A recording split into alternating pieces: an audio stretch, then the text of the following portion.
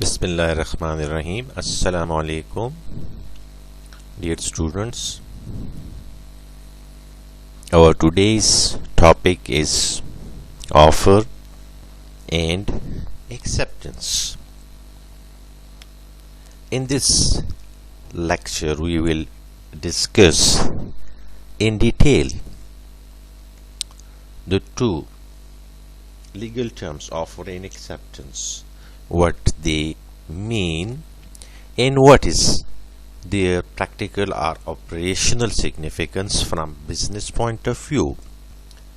Hope when we go to this chapter and discuss the different aspects of these terms in detail, you will understand them fully.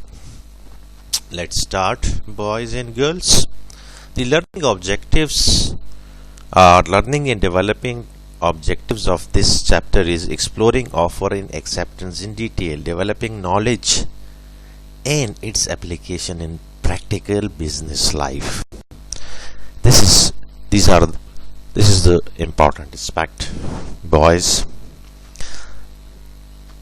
Coming to the next slide, that is offer and acceptance. A legal agreement arises when an offer is made by one party and accepted by other party. An offer itself does not create a legal relationship. A legal relationship arises only when an offer is accepted. So, from this definition of offer, we can understand that offer is an important aspect of any legal agreement.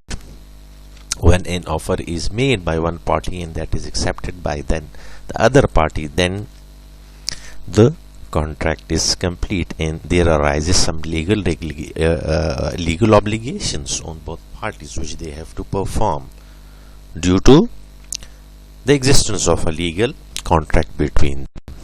Now coming to the next slide, boys.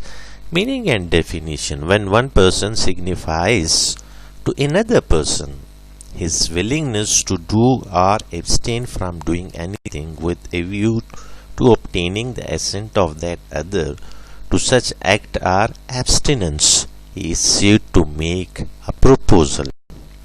So offer means that you are proposing to someone to do or not to do a thing, and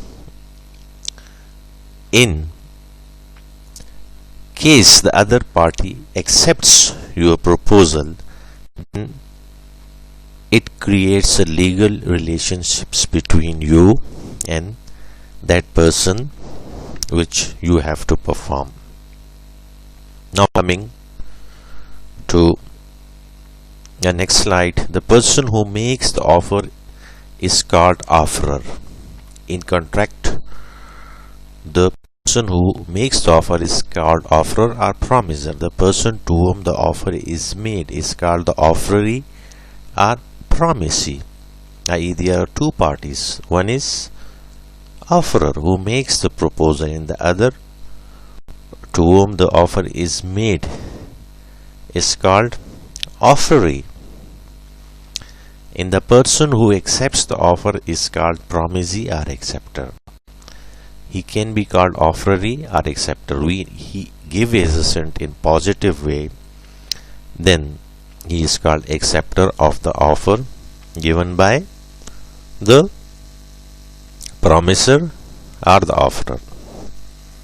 Hope you are going with me, students. Now there are some characteristics of a valid offer. Like a valid contract, an offer has also some essentials or some important points which should be there in a legal offer. Express and implied. Express offer is in clear words or in writing. Implied, which can be inferred from the behavior of both the parties, how they behave in certain situations. And legal relation, the offer should be valid only when it creates legal relation. It should be definite and clear. No ambiguity should be there. That I will give you R as this, R as this. It should be clear. I will give you R as 7,000 for to purchase this bicycle. If accepted by the seller, then you as a buyer can purchase it.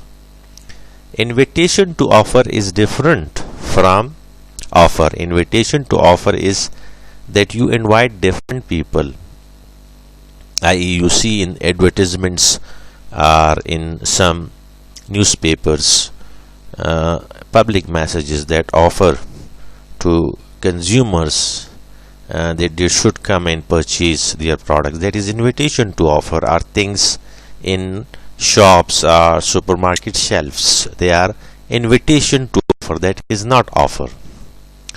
Specific and journal. Specific, it is to a specific person, and journal is to the general public, like advertisements, auctions. Communication of offer. Communication of offer must be communicated to the offeree, to the other party. Cross offer. At the same time, parties cannot give offer to each other. If let's say A is selling his car on 7 lakhs and B wants to purchase that car, but they give their offers, and at the same time B says that I will purchase your car at 6 lakh and 55,000, and B at the same time give offer of 7 lakh, and that offer is sent by the buyer and the seller at the same time, then it will be cross offer, and it will make the offer null and void. Now coming to acceptance, as offer when accepted makes legal relationships. So what's its definition in meaning? When the person to whom the proposal is made signifies his assent thereto, the proposal is said to be accepted. The proposal, when accepted, becomes a promise. When it becomes a promise, then both parties should perform their promises.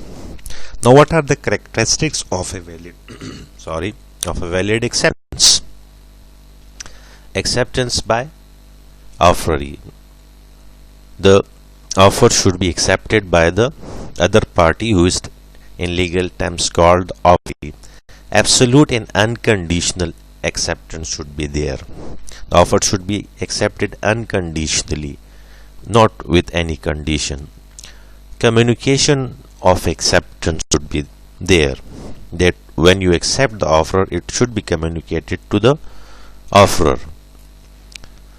Express and implied.